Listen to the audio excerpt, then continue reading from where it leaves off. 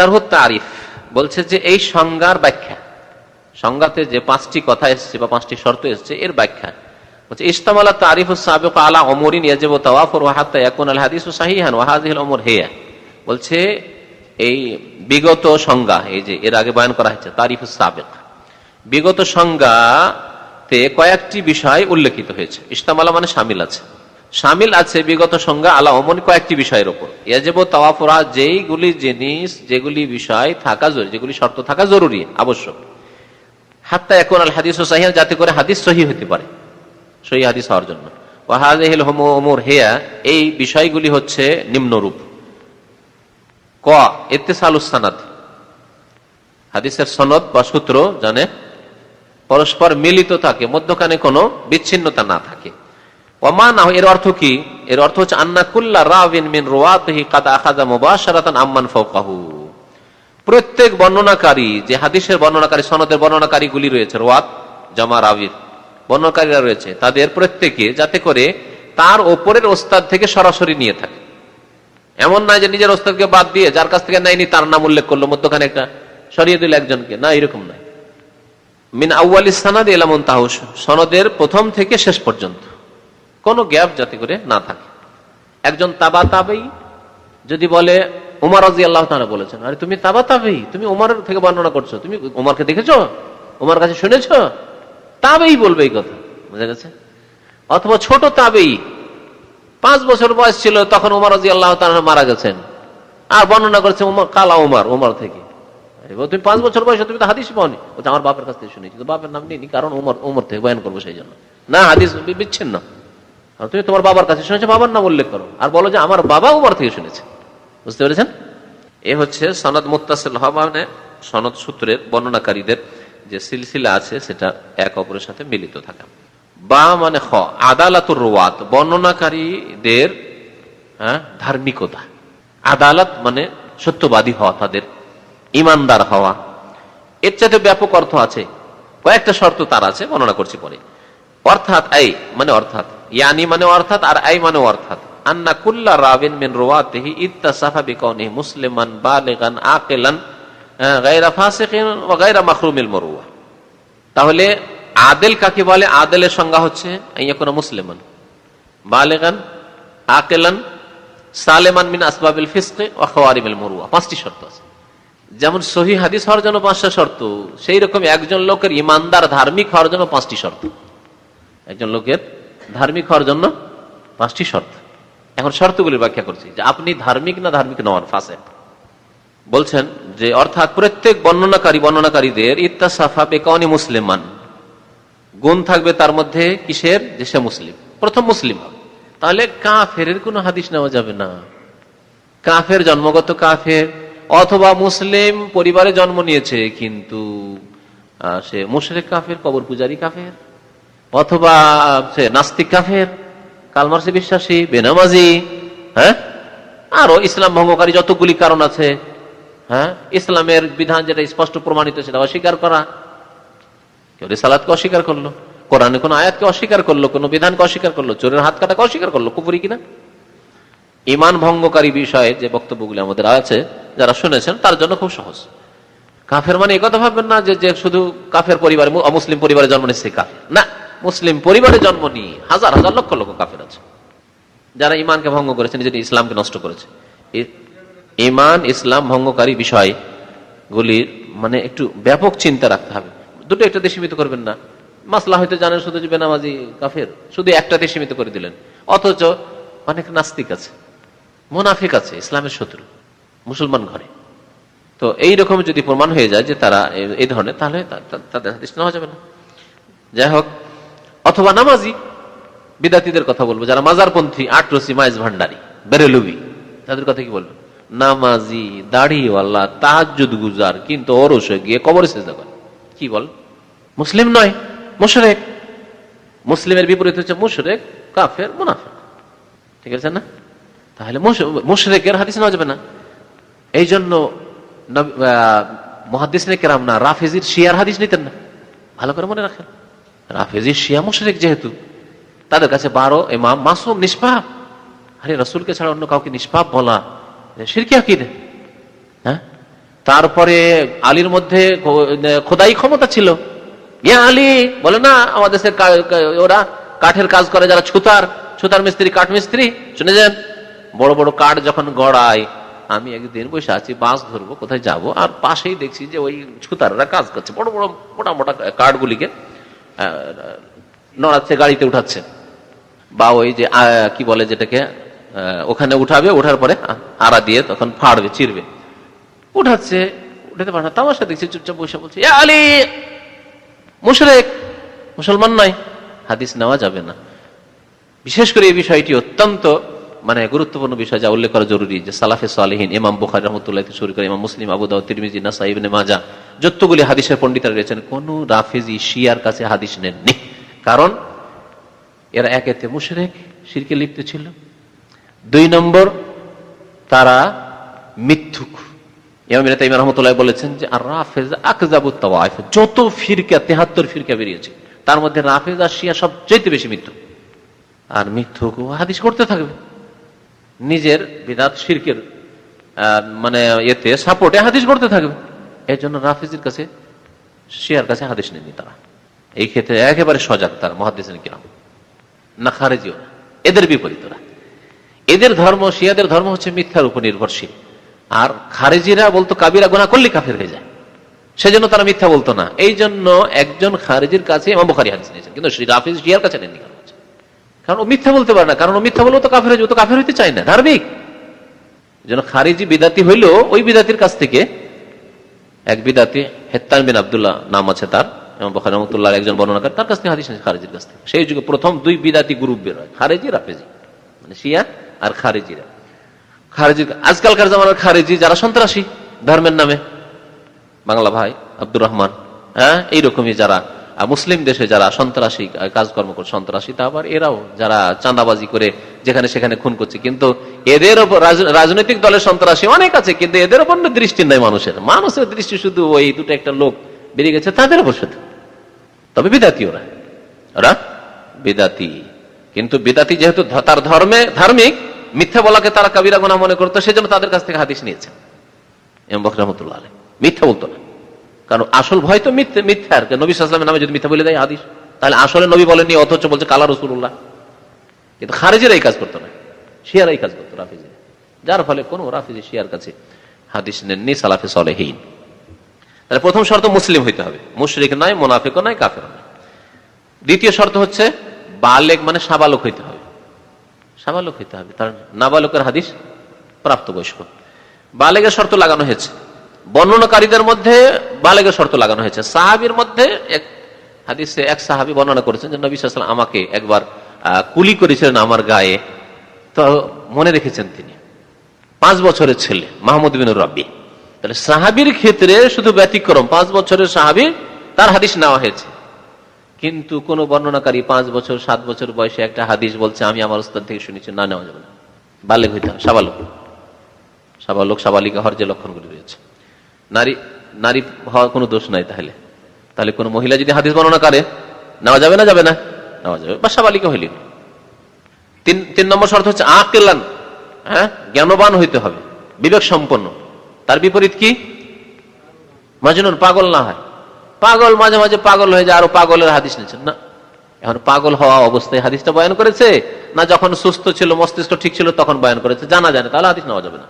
হ্যাঁ, তবে যদি জানা যায় যে হাদিসটা অমুক সালের তারিখ দিয়ে রেখেছেন, বর্ণনা করেছে, তখন তার মস্তিষ্ক বিকৃত হয়নি, পাগল হয়নি, তার আগের ঘটনা, তাহলে নেওয়া যাবে। এরকম বেশ কিছু ঘটনা আছে বর্ণনাকারীদের জিন্দেগিতে। 3 নম্বর হচ্ছে আসসালিমু মিন আসবাবিল ফিসক, এটাকে সংক্ষেপে এখানে করেছে গায়রা ফাসিক, যেন ওই ব্যক্তি ফাসিক না হয়। 4 নম্বর শর্ত হচ্ছে সে যেন ফাসিক না হয়। ফাসিক কে? তাহলে যে গুনাহ করে, সাগীরা করলে না কাবীরা করলে? কবিরা গুনাহ করলে ফাসিক হয়, একমত। সাগীরা করলে ফাসিক হয় না, হয় না? শান্ত, এটা হচ্ছে জবাব। সাগীরা গুনাহ যদি 1-2টা হয়, দিনে একবার রাস্তা দিয়ে যেতে দেখে নিয়েছে একটু কোনো মহিলার দিকে, অথবা একবার দেখে নিয়েছে, হয়তো কখনো একবার মহিলা খবর পড়ছিল টিভিতে, দেখে নিয়েছে, তার গুনাহ তো অবশ্যই, কিন্তু ফাসিক বলা যাবে না। কিন্তু নিয়মিত যে মহিলার খবর শোনে টিভির, ফাসিক। নিয়মিত যে লেডিস মার্কেটে যাবে আর ও রাস্তায় মহিলা দেখবে বসে গেছে, ওই যে রাস্তায় এখন তো মাশাআল্লাহ বসার জায়গা করে রেখেছে, বসে আছে, যাচ্ছে আর দেখছে, এই দিক থেকে শুরু করছে। আমি কিছু লোককে মার্ক করে দেখেছি, এদিকে মহিলাটা যখন আসছে বুঝতে পেরেছে এদিকে মহিলা আসছে, তার এদিকে তাকাচ্ছে, মহিলাটা যাচ্ছে। ভালো করে দেখবেন, আমি বিনা দেখায় বলছি না, মানুষের ইমান আমলের মাঝে মাঝে পরীক্ষা করার জন্য দেখি যে লোকের চরিত্র কেমন, আশ্চর্য লাগে। সুবহানাল্লাহিল আযীম, চরিত্র আমরা কি স্বাদ পালিতে আফসোস করে থেকে গেল, কিছুই তো পালি না।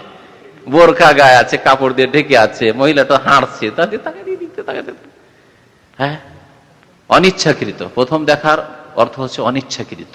হঠাৎ করে সামনে চলছিলেন আর সামনে মহিলা চলে এসছে, আর চেহারা খোলা ছিল হয়তো, বা খোলা থাকার নাই, তাকে নজর পড়েছে।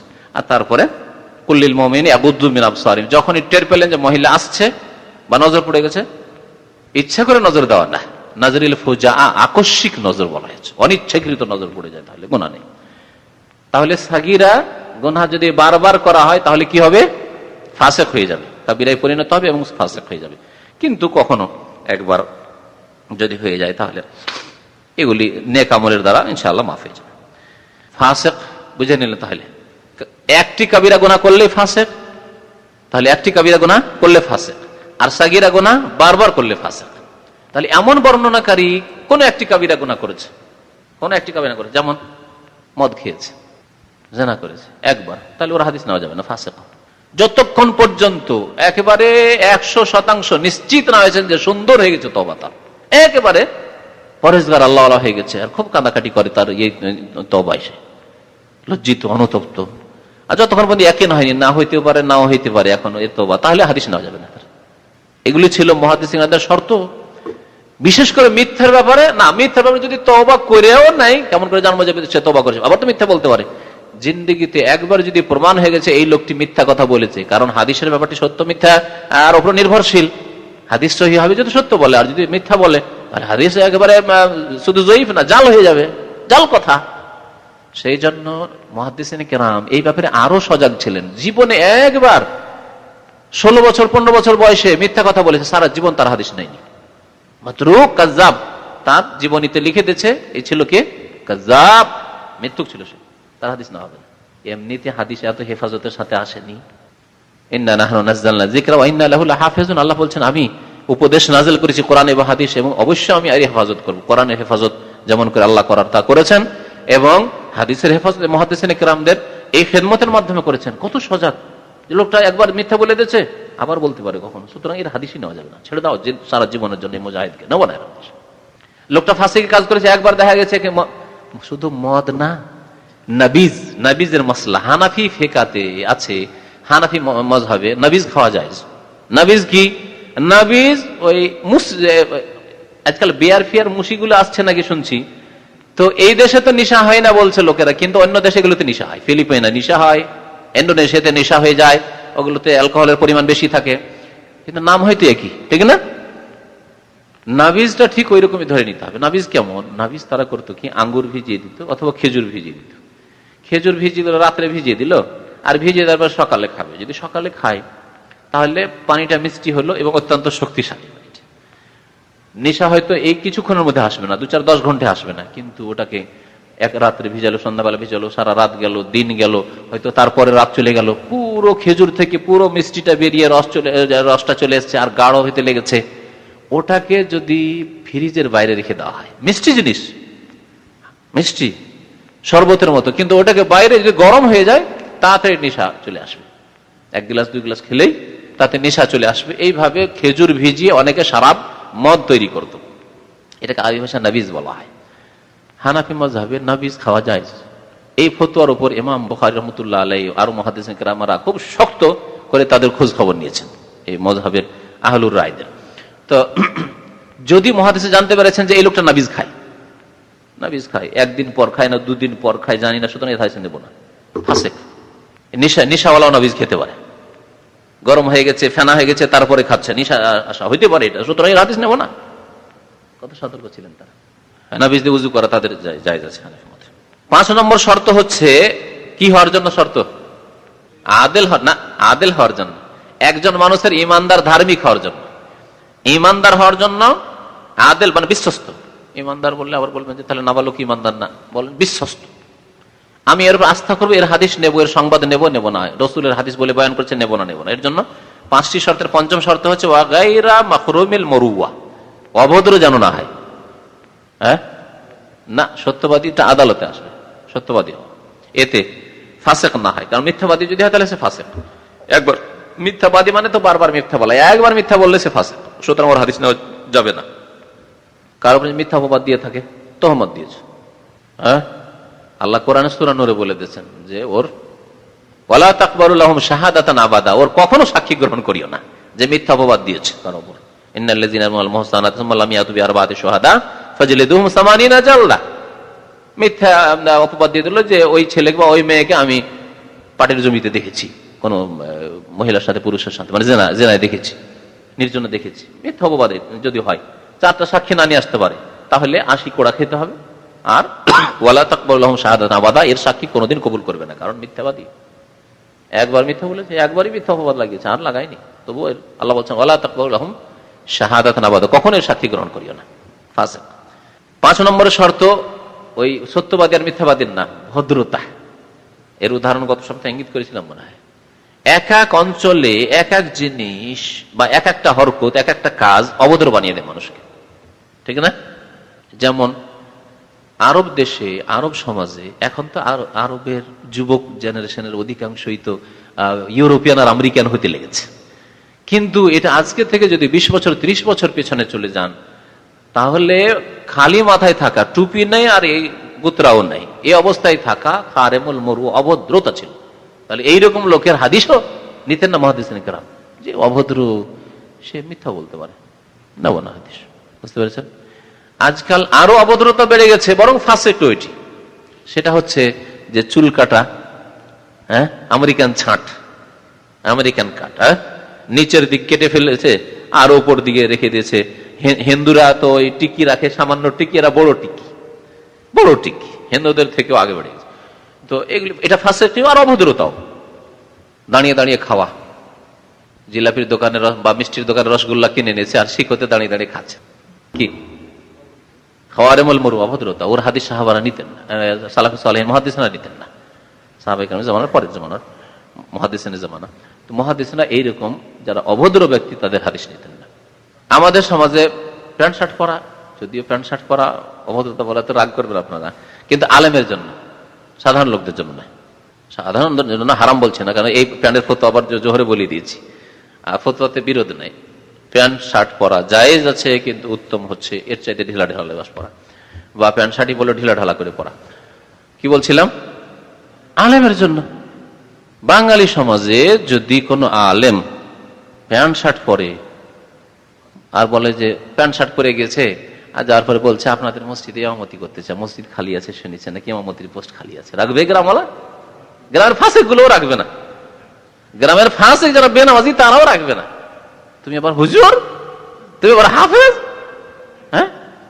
কিন্তু শ্রীলঙ্কায়, কেরালায়, তামিলনাড়ে, দক্ষিণ ভারতে মাফি মুশকিল, বড় বড় শাইখুন কবির, আর একেবারে প্যান্ট টাই লাগিয়ে ডক্টর জাকির নায়েক, হ্যাঁ, কোনো অভদ্রতা নাই সেখানে। কিন্তু এটাই যে সমাজে অভদ্রতা, সেই সমাজে চলবে না। দেখতেন তারা উর্ফে, উর্ফ মানে প্রচলনে যেগুলি জিনিস অভদ্রতা গণ্য করা হয়তো, সেগুলিকে তারা না, এদের হাদিস নেব না, এটা অভদ্র কাজ করে। তাহলে আদেল হওয়ার জন্য 5 শর্ত। তারপরে জিম মানে গ, তাই না? জাবতুর রুয়াত, বর্ণনাকারীদের কন্ট্রোল থাকতে হবে। যা শুনেছে তাতে কন্ট্রোল, মানে স্মৃতিশক্তিতে, অথবা যা লিখেছে তার উপর কন্ট্রোল থাকতে হবে।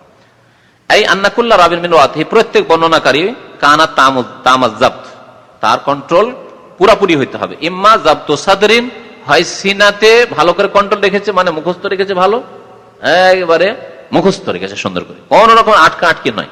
হাদিস মুখস্থ মানে একবারে সুন্দর মুখস্থ। ওয়াইম্মা জাবতু কিতাবের, অথবা কিতাবে কন্ট্রোল রেখেছে, কিতাবে সুন্দর করে লিখেছে এবং লিখার পরে কিতাব নিজের আয়ত্তে রেখেছে, যেখানে সেখানে ফেলে রেখে দেয়, কেউ বাড়িয়ে দেবে, কমিয়ে দেবে, টেনে নেবে বা বেশি করে দেবে 2-4 পাতা, এরকম যেন হয়। দাল মানে ঘ, আদামুস সুজুজ। 4 নম্বর শর্ত হচ্ছে, শর্তের ব্যাখ্যা, যে সাজ যেন না হয়। সাজ মানে লা ইয়াকুনুল হাদিসু শাযান, হাদিসটা যেন সাজ না হয়। আর সাজ কাকে বলে? সুজুজ। ওয়া মুখালাফাতুস সিকাত লিমান হুয়া আওসাক মিনহু, এক বিশ্বস্ত ব্যক্তি বিরোধিতা করছে অধিক বিশ্বস্ত ব্যক্তির, বিশ্বস্ত ব্যক্তি অধিক বিশ্বস্ত ব্যক্তির বিরোধিতা করছে। এখানে দুইজন পেশ করেন যে একজন বেশি বিশ্বস্ত, একজন বেশ কম কম কম বিশ্বস্ত। যেমন যাকে কম বিশ্বস্ত করেন সে রেগে উঠবে। হ্যাঁ, মাহমুদ বেশি বিশ্বস্ত, আউস্তাক ইসিম তাফজিল। হেলাল মোল্লা কি করি? হেলাল মোল্লা বিশ্বস্ত, কিন্তু বিশ্বস্ত, আর এ অধিক বিশ্বস্ত। এ একরকম বয়ান করছে, ও আর একরকম বয়ান করছে, বিরোধী। এ বলছে সূরা ফাতিহা পড়তে হবে না ইমামের পিছনে, এ বলছে সূরা ফাতিহা ছাড়া নামাজ হয় না। কোনটা হাদিস নেবেন? আউসাক যে অধিক বিশ্বস্ত তার হাদিস না হবে। আর এর হাদিস, ওর নাম হচ্ছে সাজ, এর হাদিসের নাম হচ্ছে মাহফুজ। সাজের বিপরীতের নাম মাহফুজ, নোট করে রাখেন, এখানে নাই। ওটা আগামীতে আসবে, কখন কিতাব ওই দার্সে পৌঁছি বললাই জানে। হ্যাঁ, এর হাদিস মাহফুজ মানে সুরক্ষিত, আর এর হাদিস সাজ মানে একাই পড়ে গেছে। এটা একটা। আর আরেকটা হচ্ছে যে সংখ্যার দিক দিয়ে এখানে একজন বা দুইজন বয়ান করেছে, আর আরেক দিকে দেখা যাচ্ছে 5 জন বা 10 জন বয়ান করেছে, সংখ্যা গরিষ্ঠ। তাহলে ওদের হাদিস হচ্ছে মাহফুজ, যারা সংখ্যা গরিষ্ঠ, আর যারা সংখ্যা কম তাদের হাদিস হচ্ছে সাজ। হ্যাঁ, এটা সাহাবীর ক্ষেত্রে নয়, ওই যে নিচের বর্ণনাকারীদের ক্ষেত্রে এগুলি। তবে হাদিস রফায়দান না করা হাদিস কোনটাই সহি না। প্রথম কথা সহি নয়, জয়ীফ। সুতরাং আমরা এখানে মানছি না যে ওটা সহি। হ্যাঁ, রফায়দান না করে নামাজ পড়া হাদিস কোনটাই সহি না। আব্দুল্লাহ বিন মাসউদ যে হাদিস বয়ান করেছেন সেটি নিজেই ইমাম আবু দাউদ নিজেই বলছেন যে ওয়ালাই আছে, হাদিস সহি নয়। সাজের যখন আসবে তখন প্র্যাকটিক্যাল উদাহরণ বয়ান করা হবে, এরকম বেশ কিছু মাসলা মাসালা। হ্যাঁ, না সাহাবায়ে কেরামদের সম্পর্কে এটা প্রযোজ্য না। এই সমস্ত শর্ত সাহাবীর নিচের বর্ণনাকারীদের ক্ষেত্রে। আগে বলেছি সাহাবাত কুল্লুহুম আদুল, সাহাবায়ে কেরাম সবাই আদেল, বিশ্বস্ত। এই যতগুলি শর্ত ফিট করা হবে সবগুলি সাহাবার নিচে, তাবেঈ, তাবা তাবেঈন, তার নিচের মুহাদ্দিসিন বা বর্ণনাকারীদের ক্ষেত্রে। হ্যাঁ, মানে ওয়া আদামুল ইল্লাহ, যাতে করে ইল্লত না থাকে, কোনো ব্যাধি না থাকে হাদিসে। ব্যাধি কেমন? এই লা ইয়াকুন হাদিসু মালুলান, হাদিসে কোন রকমের রোগ না থাকে। কোন রোগ? ওয়াল ইল্লা বলা হাদিসের রোগ বলা হয় সাবাবুন গামিদুন খাফিয়ুন, অত্যন্ত সূক্ষ্ম এবং গোপনীয় কারণ। ইয়াকতাহু ফি সিহাতিল হাদিস, যেটি হাদিস সহিহ হওয়ায় বাধা সৃষ্টি করে। হাদিস সহিহ হচ্ছে না, মা আন্না জাহিরা সালামাতু মিনহু, কিন্তু বাহ্যিক দেখে মনে হচ্ছে যে হাদিস তো সহিহ। কারণ হাদিসের বর্ণনাকারী যেগুলি আছে সবগুলি কাছে সবাই মাশাআল্লাহ মুসলিম, আকিল, বালেগ, কোনো ফাসিক নয়, খারেমে মরুয়া নয়। এগুলো শর্ত সব ঠিক আছে, জাবত ঠিক আছে, স্মৃতি শক্তি ঠিক আছে। কিন্তু এর উদাহরণ দিয়েছিলাম গত সপ্তাহে, মনে আছে? হ্যাঁ, গোপন রোগের উদাহরণ দিয়েছিলাম একটা। যেমন লোকগুলি সব বিশ্বস্ত বর্ণনাকারী, কিন্তু দেখা যাচ্ছে একে অপরের সাথে যে বর্ণনা করেছে দেখা হয়নি, যুগ পেয়েছে দেখা হয়নি। আমি উদাহরণ দিই নাসিরুদ্দিন আলবানীর, বলে গেছেন গত সপ্তাহে, এইটা হচ্ছে ওর উদাহরণ। আমি যুগ পেয়েছি নাসিরুদ্দিন আলবানীর, আর উনি মদিনা এসেছেন, আর সেই সময় আমি মদিনাতে ছিলাম, কিন্তু মাত্র 4-5 কিলোমিটার জন্য দেখা হয়নি। যখন মসজিদ নববীতে এসে নামলাম সন্ধ্যা হলে বলছে চলে গেছেন উনি, ওনার আলোচনা ছিল আজকের দিনে। তো যাই হোক, এটা কে ধরতে পারবে? যে আমার ঘনিষ্ঠ ব্যক্তি অথবা কাছে থেকে জানে ঘটনা, সে ধরতে পারবে, কিন্তু আপনার সাধারণ লোক ধরতে পারবে না। হ্যাঁ, কিন্তু সাথী অনেক সময় এই ঘটনা না জানলে দাও ধরতে পারে। এর জন্য হ্যাঁ, ওই দিনের ঘটনা জানতে হবে এক কথা। অথবা বিভিন্ন রকম এরকম রোগগুলি আছে। এই ইল্লতের বিষয়টি এমন জটিল, যেটা সাধারণ লোক কেন, বড় বড় আলেম, ইল্লতের মুহাদ্দিস মাত্র কয়েকটা, ইমাম বুখারী, আলী ইবনুল মাদিনী, ইয়াহইয়া ইবনে মাইন, এইরকম বেশ কিছু মুহাদ্দিসদের বলা হয়েছে। দারকুতনি আল এলাল, কিতাবুল এলাল আছে দারকুতনির, এলালের ইমাম বুখারী কিতাব আছে। বেশ কিছু হাদিস যেগুলোতে গোপনীয় রোগ আছে, এইরকম ধরনের বাহ্যিক বর্ণনাকারী সবাই সত্যবাদী, সবাই কিন্তু তামুজ জাবত মানে কন্ট্রোল তাদের ঠিক ছিল, কিন্তু হাদিসগুলি সহি নাই। বেশ কিছু নজির আছে। তো এগুলো বিষয়ে এত দূর আপনাদের পৌঁছার প্রয়োজন না, এতটুকু জেনে নেওয়া যথেষ্ট যে কিছু হাদিস আছে যেগুলোতে হয়তো ভিতরে রোগ আছে, মুহাদ্দিসরা সেগুলি কিন্তু শনাক্ত করে দিয়েছেন। এমন নয় যে আবার ধোকায় থেকে গেছে কত যে রোগ আর আমরা জানি না, তাহলে তো সন্দেহান হয়ে যাবেন হাদিস সম্পর্কে। না, এটা নয়, মুহাদ্দিসরা সেগুলি শনাক্ত করে দিয়েছেন। গামেজ মানে গোপনীয় বললাম না, খাফি, ওই গামেজুল খাফিয়ুন, সূক্ষ্ম বলতে পারেন। বাহ্যিক মনে হচ্ছে সহিহ সালামত হাদিস, মা আন্না জাহিরা সালামাত মিনহু শুরুতুহু, কিসের শর্ত? সহির শর্ত। ওই তারিফ থেকে এখন ওই শর্তগুলি বয়ান করবে পরে। তারপরে সহির মিসাল, হাদিসে সহি সেগুলির উদাহরণ নিয়ে আসবে, তারপরে হুকুম ইত্যাদি। ইনশাআল্লাহ তাআলা আগামী দর্শকদের আলোচনা হবে। সাল্লাল্লাহু নবিয়ানা মুহাম্মদ ওয়া আলা আলিহি ওয়া সাহবিহি আজমাইন।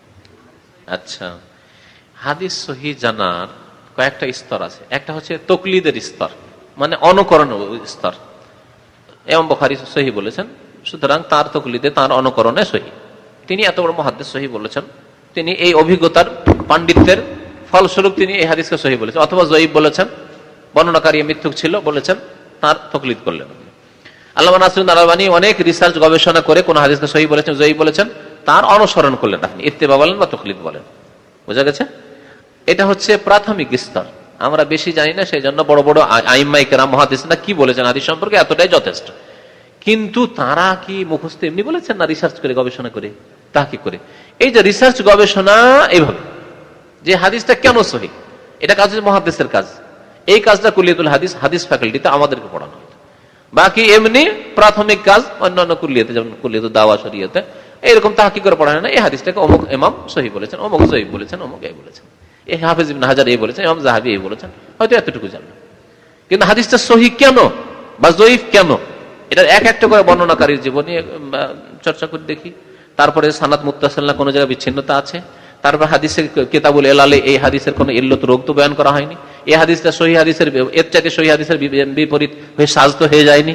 এগুলো একা একটা তাহকিক করা বিশাল কোর্স, যেটা মুহাদ্দিসের কাজ বা হাদিসের যারা স্পেশালিস্ট তাদের কাজ। যেটার প্রাথমিক পড়াশোনা, মানে মুহাদ্দিস হওয়ার প্রাথমিক পড়াশোনা যেটা বলা যেতে পারে, সেটা কুলিয়াতুল হাদিস হয়, হাদিস ফ্যাকাল্টিতে হয়। কিছু নেই, মোস্তালা নেই তো। হ্যাঁ, কারণ 1000 বছর বা 1200 বছর আগের কথা, তো ওদের লাইফ সম্পর্কে জানা আমাদের কোনো উপায় নেই। সুতরাং মুহাদ্দিসিন কেরাম যে হাদিসের হুকুম লাগিয়েছেন সেটার উপরে আমাদেরকে আস্থা নির্ভর করতে হবে। এটা হচ্ছে এক পর্যায়ে। আর একটা জিনিস আছে যে এখনো তো যদি এমন কিছু হাদিস আছে, এখন এই কাজটা শুধু বাকি আছে, এমন কিছু হাদিস আছে যে হাদিসকে কেউ সহি বলেছেন, কেউ জয়ীফ। বোঝা গেছে? যেমন উদাহরণ দিয়ে বলতে পারি যে ইমামের পিছনে সূরা ফাতিহা, ইমামের পিছনে যারা থাকবে ইমামের সূরা ফাতিহা, তাদের জন্য সূরা ফাতিহা, এই হাদিস কেউ সহি বলেছেন, কেউ জয়ীফ বলেছেন। তাহলে এই সহি না জয়ীফ, এখন দুই দল আলেম যে আছে, তো কি হবে তাহলে? এখন এটাকে স্টাডি করে কোনটা বেশি ঠিক হইতে পারে এর চেষ্টা করা। বুঝা গেছে? হ্যাঁ, এই কায়দাগুলো ফিট করে ওর উপর বর্ণনাকারী অবস্থা দেখে ইত্যাদি। তারপরে 21 দিনে আর 14 দিনে আকিকা করা, হ্যাঁ, তারপরে জীবনের যে কোনো সময় আকিকা করা, এই বিষয়গুলি, এই সম্পর্কে যে হাদিসগুলি রয়েছে, জয়ীফ কেউ বলেছেন, কেউ বলছে সহি। হ্যাঁ, তো এগুলির স্টাডি করা, যে দেখা যায় যারা সহি বলেছেন তাদের কথা বেশি ঠিক, যারা জয়ীফ বলেছেন তাদের কথা ঠিক। ওই রকমই যেমন মাসলা মাসাইলের ক্ষেত্রে, ফিকহি মাসলা মাসাইলের ক্ষেত্রে যে মাসলাগুলি ইখতিলাফ আছে, হ্যাঁ, যেমন রুকু থেকে উঠে হাত বাঁধবো না হাত ছেড়ে রাখবো, হ্যাঁ, সালাফিদের মধ্যে ইখতিলাফ মনে করেন এই বিষয়টিতে। তাহলে এই যে ইখতিলাফ, এখন এই ইখতিলাফকে আমি চেষ্টা করতে পারি, আমাদের চেষ্টা করার মতো আছে, রাস্তা আছে, যে দেখি এর মধ্যে কোনটা বেশি সহি দলিলের কাছাকাছি। বোঝা গেছে? না, ওটা তো হলো যে অনুকরণ করে ওনারা যখন সহি বলেছেন তখন সহি, কিন্তু সহি হাদিসের জন্য এই শর্তগুলি রয়েছে বলতে হবে, এটা বলতে হবে। আর ইমাম বুখারী, ইমাম মুসলিম সহি বলেছেন এবং কেউ বিরোধিতা করেনি, বড় কেউ বিরোধিতা করেনি, তাহলে অবশ্যই সহি। কিন্তু দেখা যায় বড় একটা দল যদি বিরোধিতা করে থাকে, তখন বিবেক বিবেচনা অন্য মুহাদ্দিসিনরা কি করেছেন, আমি এখন হয়তো করার মতো যোগ্যতা নেই, কিন্তু অন্যান্য মুহাদ্দিসিন, হাফিজ ইবনে হাজার কি বিবেচনা করেছেন এই সম্পর্কে, ইমাম ইবনে তাইমিয়া কি বিবেচনা করেছেন দেখার বিষয়, নাসিরুদ্দিন আলবানী কি বিবেচনা করেছেন, এগুলি তখন দেখার বিষয়। কোরআন হাদিস শরীয়ত পড়ার মতো পড়া অনেক মেহনতের কাজ।